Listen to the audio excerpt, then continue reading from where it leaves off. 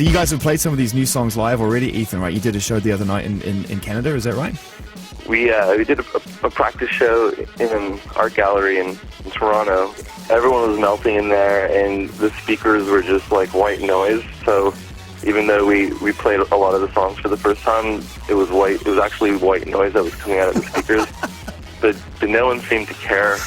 Everyone was happy with our white noise song. They're happy with the new sound.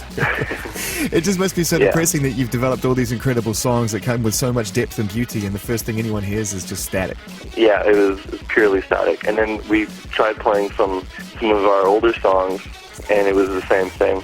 People thought they were more new songs.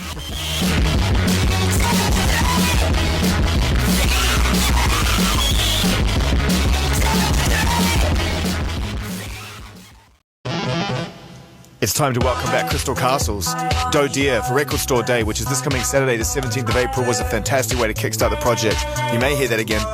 But in the meantime, the hottest record in the world, complete with this. Exactly, you should laugh. It's all about to kick off again for you. So tell us a little bit about this song, Celestica, Ethan. That's the hottest record in the world for us right now. I mean, because I know you did the album in different parts of the world, and give us the backstory on where this one features on the new record. Track 2 on the new album comes right after a really fast, abrasive song called Fainting Spells, so I like the mix of prettiness, and recorded the vocals in London in Paul Epworth's studio. Nice, man. You're about to hear the end result right now. Hottest record in the world. It's Crystal Castles are back. This is Celestica.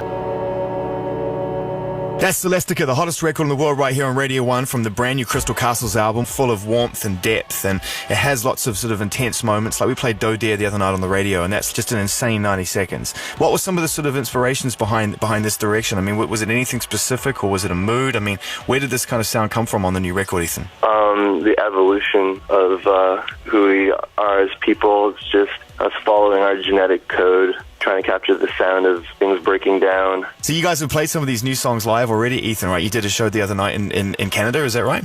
We did a practice show in an art gallery in Toronto. I heard it was insane. I heard it was insane. Just try and put us in the picture about the show from what you saw and what you experienced. Well, it was a huge mistake booking this art gallery. Why? Even though we played a lot of the songs for the first time, it was actually white noise that was coming out of the speakers. But no one seemed to care. Everyone was happy with our white noise song. They're happy with the new sound that you guys have developed on this new record. It just must be so depressing that you've developed all these incredible songs that come with so much depth and beauty, and the first thing anyone hears is just static. Yeah, it was purely static. It's so super exciting to have you back with this new record. And I know that you obviously took part in Record Store Day by donating Doe Deer, giving them a chance to sort of use that to promote the local record stores and how important that is.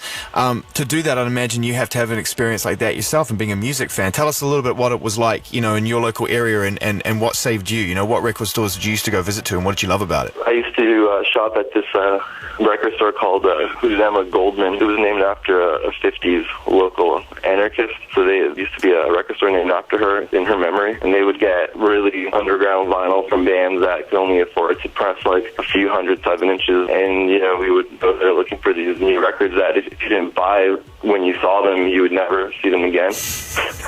That's great. I mean, that is a classic example of why, I think the idea of a record store being a place where communities go to discover music and be recommended things, and it's a huge part of, well, certainly from what, when I was growing up, and it's something I think it's still really crucial that you don't get on the internet.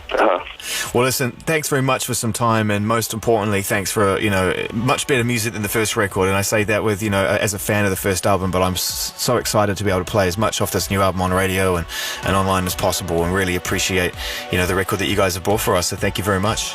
That's amazing. Thank you.